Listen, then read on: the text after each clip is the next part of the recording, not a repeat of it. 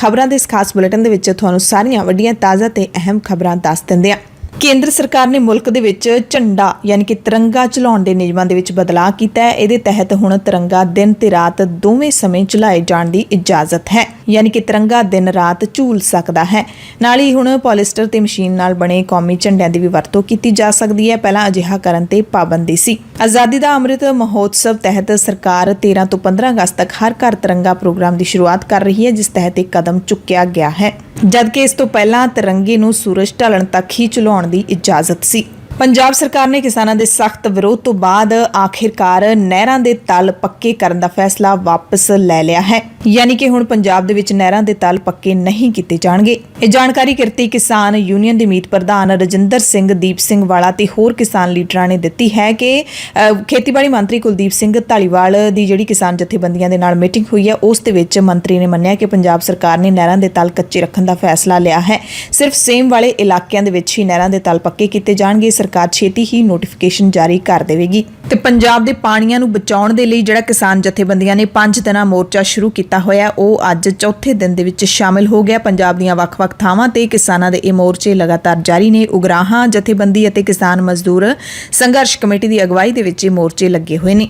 ਕੱਲ ਪੰਜਾਬ ਦੇ ਸਿੱਖਿਆ ਮੰਤਰੀ ਹਰਜੋਤ ਸਿੰਘ ਬੈਂਸ ਦੇ ਨਾਲ ਬੇਰੁਜ਼ਗਾਰ ਬੀਐਡ ਟੈਟ ਪਾਸ ਅਧਿਆਪਕ ਯੂਨੀਅਨ ਦੀ ਮੀਟਿੰਗ ਪੰਜਾਬ ਭਵਨ ਚੰਡੀਗੜ੍ਹ ਦੇ ਵਿੱਚ ਹੋਈ, ਪਰ ਬੇਸਿੱਟਾ ਰਹੀ। ਬੇਰੁਜ਼ਗਾਰ ਅਧਿਆਪਕਾਂ ਨੇ ਮੀਟਿੰਗ ਨੂੰ ਅਸਫਲ ਕਰਾਰ ਦਿੰਦਿਆਂ ਮੰਗਾਂ ਦੀ ਪ੍ਰਾਪਤੀ ਲਈ ਅਗਲਾ ਸੰਘਰਸ਼ ਵਿੱਢਣ ਦਾ ਐਲਾਨ ਕਰ ਦਿੱਤਾ ਹੈ। ਇਹਨਾਂ ਸਾਰਿਆਂ ਨੇ ਸਿੱਖਿਆ ਮੰਤਰੀ ਤੋਂ ਮਾਸਟਰ ਕੇਡਰ ਦੀਆਂ 4161 ਅਸਾਮੀਆਂ 'ਚ ਵਾਧਾ ਕਰਨ ਤੇ ਖਾਸ ਕਰਕੇ ਸਮਾਜਿਕ ਸਿੱਖਿਆ ਹਿੰਦੀ ਤੇ ਪੰਜਾਬੀ 'ਚ ਵਾਧਾ ਕਰਕੇ ਛੇਤੀ ਪੇਪਰ ਲੈਣ ਦੀ ਮੰਗ ਕੀਤੀ ਸੀ, ਪਰ ਇਹਨਾਂ ਦੇ ਦੱਸਣ ਮੁਤਾਬਿਕ ਮੰਤਰੀ ਨੇ ਅਸਾਮੀਆਂ 'ਚ ਵਾਧਾ ਕਰਨ ਤੋਂ ਟਾਲਾ ਵੱਟਿਆ, ਜਿਸ ਤੋਂ ਬਾਅਦ ਇਹਨਾਂ ਨੇ ਸੰਘਰਸ਼ ਦਾ ਹੀ ਰਾਹ ਫੜਨ ਦਾ ਫੈਸਲਾ ਲਿਆ ਹੈ। ਚੰਡੀਗੜ੍ਹ ਸਿਵਲ ਸਕੱਤਰੇਤ ਦੇ ਵਿੱਚ ਕੱਲ ਪੁਰਾਣੀ ਪੈਨਸ਼ਨ ਪ੍ਰਾਪਤੀ ਫਰੰਟ ਦੇ ਵਫਦ ਨੇ ਵਿੱਤ ਮੰਤਰੀ ਹਰਪਾਲ ਸਿੰਘ ਚੀਮਾ ਦੇ ਨਾਲ ਪੁਰਾਣੀ ਪੈਨਸ਼ਨ ਦੇ ਮੁੱਦੇ ਤੇ ਮੀਟਿੰਗ ਕੀਤੀ।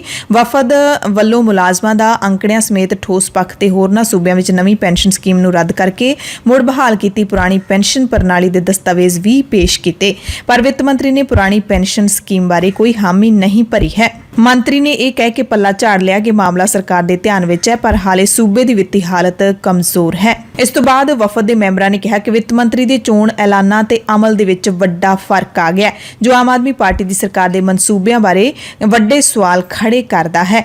ਇਹਨਾਂ ਕਿਹਾ ਕਿ ਜੇ ਸਰਕਾਰ ਨੇ ਪੁਰਾਣੀ ਪੈਨਸ਼ਨ ਸਕੀਮ ਲਾਗੂ ਕਰਨ ਲਈ ਇਸੇ ਤਰ੍ਹਾਂ ਦਾ ਢਿੱਲਾ ਰਵੱਈਆ ਜਾਰੀ ਰੱਖਿਆ ਤਾਂ ਸਰਕਾਰ ਨੂੰ ਮੁਲਾਜ਼ਮਾਂ ਦੇ ਤਿੱਖੇ ਸੰਘਰਸ਼ ਦਾ ਸਾਹਮਣਾ ਕਰਨਾ ਪਵੇਗਾ। ਬੰਦੀ ਸਿੰਘਾਂ ਦੀ ਰਿਹਾਈ ਦੇ ਮਸਲੇ ਨਾਲ ਜੁੜੀ ਹੋਈ ਖਬਰ ਹੈ। ਐਸਜੀਪੀਸੀ ਨੇ ਐਲਾਨ ਕੀਤਾ ਹੈ ਕਿ ਬੰਦੀ ਸਿੰਘਾਂ ਬਾਰੇ ਸ਼੍ਰੀ ਅਕਾਲ ਤਖਤ ਸਾਹਿਬ ਦੇ ਜਥੇਦਾਰ ਗਿਆਨੀ ਹਰਪ੍ਰੀਤ ਸਿੰਘ ਦੇ ਆਦੇਸ਼ਾਂ ਦੇ ਮੁਤਾਬਿਕ ਗੁਰੂ ਘਰਾਂ ਦੇ ਵਿੱਚ ਬੋਰਡ ਲਾਏ ਜਾਣਗੇ।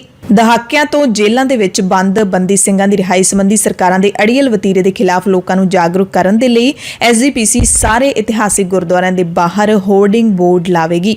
ਐਸਜੀਪੀਸੀ ਪ੍ਰਧਾਨ ਐਡਵੋਕੇਟ ਹਰਜਿੰਦਰ ਸਿੰਘ ਧਾਮੀ ਨੇ ਕਿਹਾ ਕਿ ਇਹਨਾਂ ਬੋਰਡਾਂ ਤੇ ਬੰਦੀ ਸਿੰਘਾਂ ਦੀਆਂ ਤਸਵੀਰਾਂ ਸਮੇਤ ਉਹਨਾਂ ਦੀਆਂ ਸਜ਼ਾਵਾਂ ਤੇ ਮੌਜੂਦਾ ਸਥਿਤੀ ਬਾਰੇ ਜਾਣਕਾਰੀ ਦਿੱਤੀ ਜਾਵੇਗੀ। ਇਹ ਬੋਰਡ ਗੁਰਦੁਆਰਿਆਂ ਦੇ ਮੁੱਖ ਦੁਆਰਾਂ ਅਤੇ ਵਿਦਿਅਕ ਅਦਾਰਿਆਂ ਦੇ ਵਿੱਚ ਵੀ ਢੁਕਵੀਆਂ ਥਾਵਾਂ ਤੇ ਲਾਏ ਜਾਣਗੇ। ਬੋਰਡਾਂ ਦੀ ਇਬਾਰਤ ਤਿਆਰ ਕਰਨ ਲਈ ਸ਼੍ਰੋਮਣੀ ਕਮੇਟੀ ਦੇ ਸਕੱਤਰ ਨੂੰ ਕਹਿ ਦਿੱਤਾ ਗਿਆ ਤੇ ਛੇਤੀ ਹੀ ਇਹ ਕਾਰਜ ਮੁਕੰਮਲ ਹੋ ਜਾਏਗਾ। ਪ੍ਰਧਾਨ ਨੇ ਕਿਹਾ ਕਿ ਸ਼੍ਰੋਮਣੀ ਕਮੇਟੀ ਨੇ ਬੰਦੀ ਸਿੰਘਾਂ ਦੀ ਰਿਹਾਈ ਨੂੰ ਲੈ ਕੇ ਭਾਰਤ ਦੇ ਪ੍ਰਧਾਨ ਮੰਤਰੀ ਤੇ ਗ੍ਰਹਿ ਮੰਤਰੀ, ਦਿੱਲੀ ਤੇ ਕਰਨਾਟਕਾ ਦੇ ਮੁੱਖ ਮੰਤਰੀ ਨੂੰ ਮੁਲਾਕਾਤ ਲਈ ਚਿੱਠੀ ਲਿਖੀ ਗਈ ਸੀ, ਜਿਸ ਪ੍ਰਤੀ ਹਾਲੇ ਤੱਕ ਹੁੰਗਾਰਾ ਨਹੀਂ ਮਿਲਿਆ ਹੈ। ਤੇ ਬੰਦੀ ਸਿੰਘਾਂ ਦੀ ਰਿਹਾਈ ਦੇ ਮਸਲੇ ਤੇ ਜਿਹੜਾ ਜਥੇਦਾਰ ਨੇ ਪਰਸੋਂ ਬਿਆਨ ਦਿੱਤਾ ਸੀ, ਉਸ ਨੂੰ ਲੈ ਕੇ ਘਮਸਾਨ ਛਿੜਿਆ ਹੋਇਆ। ਉਹ ਅੱਗੇ ਬੁਲੇਟਿਨ ਦੇ ਵਿੱਚ ਤੁਹਾਨੂੰ ਦੱਸਾਂਗੇ ਕਿ ਕੀ ਕੁਝ ਚੱਲ ਰਿਹਾ ਹੈ, ਕੌਣ ਕੀ ਕਹਿ ਰਿਹਾ ਹੈ। ਪੰਜਾਬ ਸਰਕਾਰ ਦੀ ਉਸ ਸਕੀਮ ਦੀ ਗੱਲ ਕਰ ਰਹੇ ਹਾਂ ਜਿਹੜੇ ਪਿਛਲੇ ਕੁਝ ਦਿਨ ਪਹਿਲਾਂ ਹੀ ਵੱਡੇ ਇਸ਼ਤਿਹਾਰਾਂ ਦੇ ਨਾਲ ਸ਼ੁਰੂ ਕੀਤੀ ਗਈ ਸੀ, ਪਰ ਹੁਣ ਦਮ ਤੋੜਦੀ ਨਜ਼ਰ ਆ ਰਹੀ ਹੈ। ਦਰਅਸਲ ਖਬਰ ਇਹ ਹੈ ਕਿ ਰੋਪੜ ਤੋਂ ਦਿੱਲੀ ਹਵਾਈ ਅੱਡੇ ਤੱਕ ਬੱਸ ਸੇਵਾ ਨੂੰ ਬ੍ਰੇਕ ਲੱਗ ਗਈ ਹੈ। ਮਹੀਨਾ ਪਹਿਲਾਂ ਹੀ ਇਹ ਸ਼ੁਰੂ ਹੋਈ ਸੀ। ਇਸ ਬੱਸ ਸੇਵਾ ਨੂੰ ਹਰੀ ਝੰਡੀ ਦੇਣ ਦੇ ਲਈ ਪੰਜਾਬ ਦੇ ਮੁੱਖ ਮੰਤਰੀ ਭਗਵੰਤ ਮਾਨ ਤਾਂ ਪਹੁੰਚੇ ਸੀ। ਦਿੱਲੀ ਤੋਂ ਵੀ ਉਚੇਚੇ ਤੌਰ ਤੇ ਪਾਰਟੀ ਦੇ ਕੌਮੀ ਕਨਵੀਨਰ ਅਤੇ ਦਿੱਲੀ ਦੇ ਮੁੱਖ ਮੰਤਰੀ ਅਰਵਿੰਦ ਕੇਜਰੀਵਾਲ ਵੀ ਪਹੁੰਚੇ ਸਨ। ਜਲੰਧਰ ਤੋਂ ਵੋਲਵੋ ਬੱਸ ਸੇਵਾ ਦੀ ਸ਼ੁਰੂਆਤ ਕੀਤੀ ਗਈ ਸੀ ਤੇ ਤਾਜ਼ਾ ਖਬਰ ਇਹ ਹੈ ਕਿ ਬੱਸ ਰੋਪੜ ਦੀ ਥਾਂ ਹੁਣ ਚੰਡੀਗੜ੍ਹ ਤੋਂ ਚਾਲੂ ਕਰ ਦਿੱਤੀ ਗਈ ਹੈ, ਜਦਕਿ ਚੰਡੀਗੜ੍ਹ ਤੋਂ ਪਹਿਲਾਂ ਹੀ ਬੱਸਾਂ ਦਿੱਲੀ ਏਅਰਪੋਰਟ ਲਈ ਜਾਂਦੀਆਂ ਨੇ। ਬੱਸ ਬੰਦ ਹੋਣ ਕਾਰਨ ਲੋਕਾਂ ਨੂੰ ਮੁੜ ਤੋਂ ਭਾਰੀ ਦਿੱਕਤਾਂ ਦਾ ਸਾਹਮਣਾ ਕਰਨਾ ਪੈ ਰਿਹਾ ਹੈ। ਪੰਜਾਬ ਰੋਡਵੇਜ਼ ਦੇ ਜੀਐਮ ਪਰਮਵੀਰ ਸਿੰਘ ਨੇ ਦੱਸਿਆ ਕਿ ਪੰਜਾਬ ਸਰਕਾਰ ਦੇ ਦਿਸ਼ਾ ਨਿਰਦੇਸ਼ਾਂ ਤੇ ਰੋਪੜ ਤੋਂ ਦਿੱਲੀ ਹਵਾਈ ਅੱਡੇ ਲਈ ਬੱਸ ਸੇਵਾ ਸ਼ੁਰੂ ਤਾਂ ਕੀਤੀ ਗਈ ਸੀ, ਪਰ ਇਸ ਨੂੰ ਬਹੁਤਾ ਹੁੰਗਾਰਾ ਨਾ ਮਿਲਣ ਕਰਕੇ ਬੰਦ ਕਰ ਦਿੱਤਾ ਗਿਆ। ਇਸ ਬੱਸ ਵਿੱਚ 1 ਮਹੀਨੇ 'ਚ ਰੋਪੜ ਤੋਂ ਦਿੱਲੀ ਤੱਕ 42 ਅਤੇ ਦਿੱਲੀ ਤੋਂ ਰੋਪੜ ਤੱਕ ਸਿਰਫ 8 ਸਵਾਰੀਆਂ ਨੇ ਹੀ ਸਫ਼ਰ ਕੀਤਾ ਹੈ। ਇਸ ਕਰਕੇ ਪੰਜਾਬ ਰੋਡਵੇਜ਼ ਨੂੰ ਵਿੱਤੀ ਤੌਰ ਤੇ ਭਾਰੀ ਨੁਕਸਾਨ ਝੱਲਣਾ ਪੈ ਰਿਹਾ ਸੀ। 15 ਜੂਨ ਨੂੰ ਇਥੋਂ ਬੱਸ ਸੇਵਾ ਦੀ ਸ਼ੁਰੂਆਤ ਕੀਤੀ ਗਈ ਸੀ। ਪਰ ਬੜੀ ਹੈਰਾਨੀ ਦੀ ਗੱਲ ਹੈ ਕਿ ਪੰਜਾਬ ਦੇ ਟਰਾਂਸਪੋਰਟ ਮੰਤਰੀ ਲਾਲਜੀਤ ਸਿੰਘ ਭੁੱਲਰ ਨੂੰ ਇਸ ਬੱਸ ਦੇ ਬੰਦ ਹੋਣ ਦੀ ਕੋਈ ਜਾਣਕਾਰੀ ਹੀ ਨਹੀਂ ਹੈ। ਜਦੋਂ ਉਹਨਾਂ ਦੇ ਨਾਲ ਗੱਲਬਾਤ ਕੀਤੀ ਗਈ ਤਾਂ ਉਹਨਾਂ ਨੇ ਕਿਹਾ ਕਿ ਬੱਸ ਸੇਵਾ ਬੰਦ ਹੋਣ ਬਾਰੇ ਮੈਨੂੰ ਕੋਈ ਜਾਣਕਾਰੀ ਨਹੀਂ ਹੈ, ਅਧਿਕਾਰੀਆਂ ਦੇ ਨਾਲ ਮੈਂ ਗੱਲਬਾਤ ਕਰਾਂਗਾ। ਸੋ ਰੋਡਵੇਜ਼ ਦਾ ਤਰਕ ਵੀ ਸਹੀ ਹੈ। ਜੇ ਲੋਕਾਂ ਨੂੰ ਇਸ ਸਹੂਲਤ ਤੋਂ ਕੋਈ ਫਾਇਦਾ ਹੀ ਨਹੀਂ ਮਿਲ ਰਿਹਾ, ਯਾਨੀ ਕਿ ਲੋਕ ਇਸ ਸਹੂਲਤ ਨੂੰ ਵਰਤ ਹੀ ਨਹੀਂ ਰਹੇ, ਤਾਂ ਫਿਰ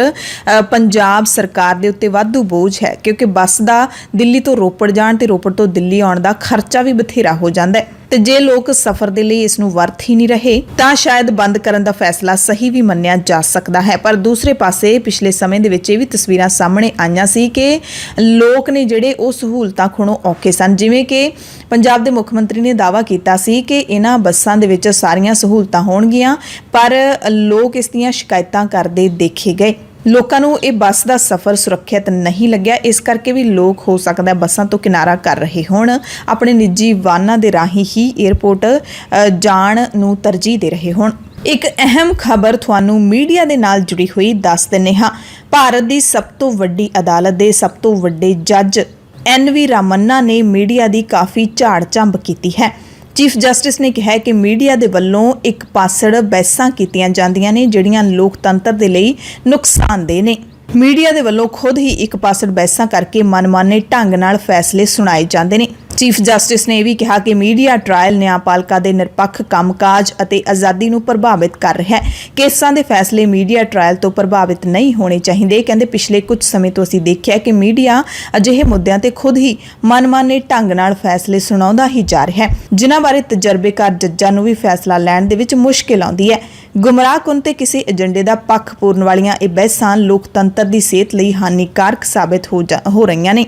ਜੱਜ ਸਾਹਿਬ ਨੇ ਕਿਹਾ ਕਿ ਆਪਣੀ ਜ਼ਿੰਮੇਵਾਰੀ ਨੂੰ ਉਲੰਘ ਕੇ ਤੁਸੀਂ ਲੋਕਤੰਤਰ ਨੂੰ 2 ਕਦਮ ਪਿੱਛੇ ਵੱਲ ਲਿਜਾ ਰਹੇ ਹੋ। ਚੀਫ ਜਸਟਿਸ ਨੇ ਇਲੈਕਟ੍ਰੋਨਿਕ ਤੇ ਸੋਸ਼ਲ ਮੀਡੀਆ ਨੂੰ ਖਾਸ ਤੌਰ ਤੇ ਜ਼ਿੰਮੇਦਾਰ ਬਣਨ ਲਈ ਕਹਿੰਦਿਆਂ ਕਿਹਾ ਕਿ ਤਾਕਤ ਦੀ ਵਰਤੋਂ ਲੋਕਾਂ ਨੂੰ ਸਿੱਖਿਅਤ ਬਣਾਉਣ ਅਤੇ ਰਾਸ਼ਟਰ ਵਿੱਚ ਇਕਜੁੱਟਤਾ ਦੀ ਭਾਵਨਾ ਪੈਦਾ ਕਰਨ ਲਈ ਕੀਤੀ ਜਾਣੀ ਚਾਹੀਦੀ ਹੈ, ਤਾਂ ਜੋ ਭਾਰਤ ਨੂੰ ਅਗਾਂਹ ਵਧੂ, ਖੁਸ਼ਹਾਲ ਤੇ ਸ਼ਾਂਤਮਈ ਬਣਾਇਆ ਜਾ ਸਕੇ। ਮੌਜੂਦਾ ਰੁਝਾਨਾਂ ਨੂੰ ਦੇਖਦਿਆਂ ਇਹ ਮੀਡੀਆ ਦੇ ਲਈ ਬਿਹਤਰ ਹੋਵੇਗਾ ਕਿ ਉਹ ਖੁਦ ਨੂੰ ਨਿਯਮਤ ਕਰਨ ਅਤੇ ਆਪਣੇ ਸ਼ਬਦਾਂ ਨੂੰ ਤੋਲ-ਤੋਲ ਕੇ ਬੋਲਣ।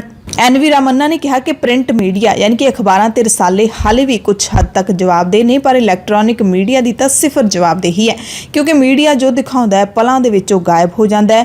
ਕਈ ਵਾਰੀ ਮੀਡੀਆ ਖਾਸ ਕਰਕੇ ਸੋਸ਼ਲ ਮੀਡੀਆ ਤੇ ਜੱਜਾਂ ਖਿਲਾਫ ਪ੍ਰਚਾਰ ਕਰਦਾ ਹੈ। ਚੀਫ ਜਸਟਿਸ ਨੇ ਨਿਆਂਪਾਲਕਾ ਦੀ ਮਜ਼ਬੂਤੀ ਦੀ ਲੋੜ ਤੇ ਜ਼ੋਰ ਦਿੰਦਿਆਂ ਕਿਹਾ ਕਿ ਜੱਜਾਂ ਤੇ ਸਰੀਰਕ ਤੌਰ ਤੇ ਹਮਲਿਆਂ ਦੀ ਗਿਣਤੀ ਵੀ ਵੱਧ ਰਹੀ ਹੈ, ਜਿਹੜੀ ਕਿ ਚਿੰਤਾ ਦਾ ਵਿਸ਼ਾ ਹੈ।